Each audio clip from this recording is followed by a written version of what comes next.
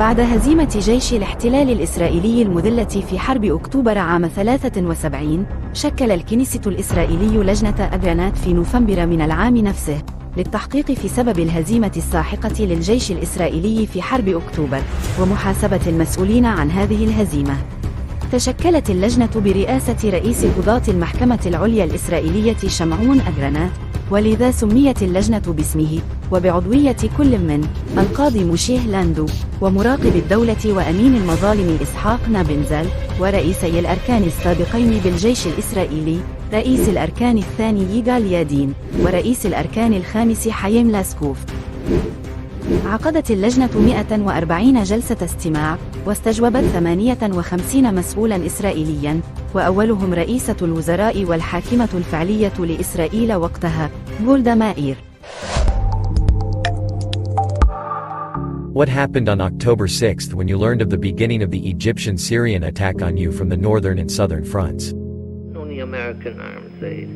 Of course, but it was a calculated risk to the extent that we did not want to create a situation where we will talk ourselves blue in the face saying that we did not start the war, we did not cause the war, and friends who are not so friendly and even our best friends will say, yes, if you only had not done that, we could have helped you more. If this is taken into consideration in all the arrangements that have to be made, we paid for it, we suffered for it, but in the end, it balances well. What do you say about the success achieved by the Egyptian army on the eastern bank of the Suez Canal? And does Israel see the possibility of establishing peace with Egypt? We are convinced that we will remain in this area, and Egypt will remain in this area, and all the other our neighbors.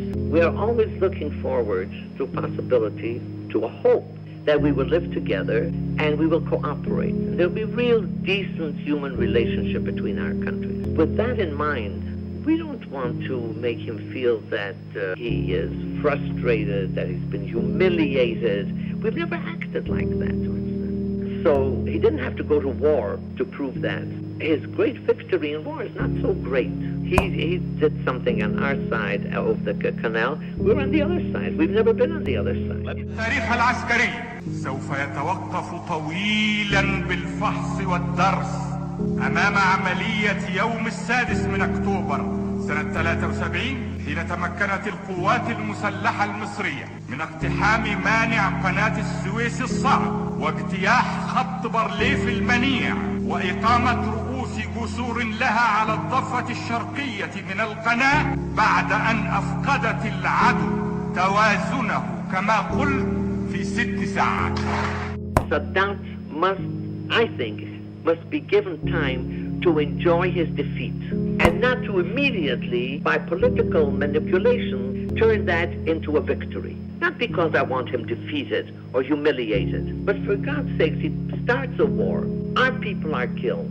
His and the many thousands are killed. And he has been defeated. And then, by political arrangements, he's handed a victory and has become, or he thinks, has become a hero in the eyes of the Egyptian people. وهنا كذبت جولدا مائير، لأنها هي نفسها ووزير دفاعها موشيه ديان اعترف بالهزيمة المريرة لجيشهما الإسرائيلي يوم 6 من أكتوبر عام 73. בסמוך לשעה 2 אחרי הצהריים פתחו צבאות מצרים וסוריה בהתקפה נגד ישראל. הם ערכו סדרה של תקיפות מן האוויר בשריונים ובארטילריה, בסיני וברמת הגולן. המלחמה הזאת קשה, התנגשויות חריפות ומרירות, שריון ואוויר. מלחמה כבדת ימים, כבדת דמים. עכשיו אנחנו בעיצומה של המלחמה, ואיננו יכולים לתת את הביטוי הציבורי עכשיו לאבל הכבד. It would be much better if the Egyptians, and we had arranged it, but as long as the Egyptians don't want to do a thing of that kind. But the Egyptians have already begun peace talks with you, the 101-kilometer talks for a ceasefire and prisoner exchange. This is the first time that something like this has taken place. We suggested it. We were very happy it was accepted. From what I heard this morning, and I haven't yet a full report, the atmosphere at any rate was good. There are possibilities, and I think realistic possibilities for future meetings. So, do you think that Sadat will come to negotiate with you to bring peace and end the Arab-Israeli conflict? No. I think what has been said is that the United States and Russia together now are committed, according to the third article of the Security Council resolution, that there will be negotiations between the parties. I don't think they can promise, but that both of them are committed to try to influence the two parties to get together. That yes. وستدهش إسرائيل حينما تسمعني الآن أقول أمامكم أنني مستعد أن أذهب إلى بيتهم إلى الكنيسة ذات ومناقشتهم. لقد جئت إليكم لكي نبني معا السلام الدائم العادل حتى لا تراق نقطة واحدة من دم أي الطرفين. What about the situation of your Arab prisoners? We have thousands of prisoners of war, and we are giving them lists through the Red Cross constantly. We are treating the wounded. The Red Cross can visit the Egyptian or Syrian wounded soldiers, and they do. We did not receive a list of our prisoners of war to this day. The Red Cross was not allowed until this minute to visit our wounded men either in Syria or in Egypt, and certainly they have not released the wounded people as it is they're supposed to do according to the Geneva Convention. We have done all this. We are sending a batch of, I think, 700 wounded prisoners. We're releasing them today. The Red Cross, about 2,000 wounded prisoners. We're prepared to release them, but they must also perform their part of the convention. But we don't want to put up conditions of peace, whether there are peace negotiations or not.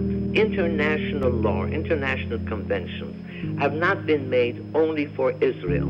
Both sides must comply. Of course we want peace, but supposing there is no peace, and supposing Sadat does not want to negotiate for peace. Well, what about the International Convention, which says exactly what should be done with the wounded soldiers and Red Crosses? We cannot just give up our men to the mercy of Sadat or Assad. So we say, yes, by all means, any day, any hour, anywhere, we are prepared to immediately go into peace negotiations, under auspices or under no auspices. But it doesn't mean that I can forget that there are men who are now in the hands of the Syrians and Egyptians. From past experience, we know exactly how these men are treated, some of them wounded, maybe some of them seriously wounded, and the other side does not live up to the Geneva Convention. It has nothing to do with peace negotiations. This does not mean that I don't want peace negotiations. ولكن السادات التزم فعلا باتفاقية جنيف، وتم تبادل الأسرى بين مصر وإسرائيل، وأرسل السادات أسرى الجيش الإسرائيلي إلى أمهم العجوز جولدا بالبيجامات الكستور. أوصت لجنة قناة بإقالة إليه زعير مدير المخابرات العسكرية الإسرائيلية، وإقالة تسفي زمير مدير الموساد الإسرائيلي، وإقالة رئيس الأركان ديفيد بن إليعازر، وإقالة قائد الجبهة الجنوبية شلومو جونين، وكذلك إقالة عدد كبير من ضباط أجهزة الاستخبارات الإسرائيلية. وفي 3 يونيو عام 74 استقالت جولدا مائير من منصبها كرئيسة وزراء حكومة الاحتلال، قبل أن تتم إقالتها بتوصية من اللجنة. وفي نفس اليوم استقال وزير الدفاع الإسرائيلي موشيه ديان، قبل أن تتم إقالته أيضاً.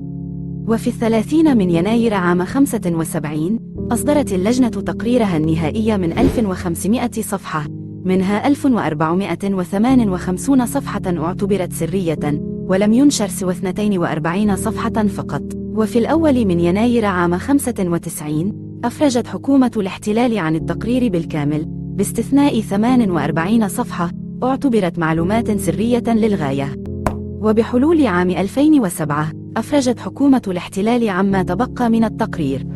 انتهى التقرير إلى أن أسباب الفشل تتلخص في اعتقاد الحكومة الإسرائيلية بأن مصر لن تهاجم دون أن تكون متفوقة من ناحية القوات الجوية، والاعتقاد بأن مناورات الجيش المصري لا تعتبر استعدادا للحرب، وبأن خط بارليف يستحيل اختراقه، وهو ما ثبت عدم صحته في حرب أكتوبر 73. وكذلك فشل حكومة الاحتلال في كشف خطة الخداع الاستراتيجي المصرية، وغياب تقديرهم السليم لمدى كفاءة العقلية التكتيكية للإدارة المصرية، وبالأخص الرئيس السادات والمخابرات العامة المصرية.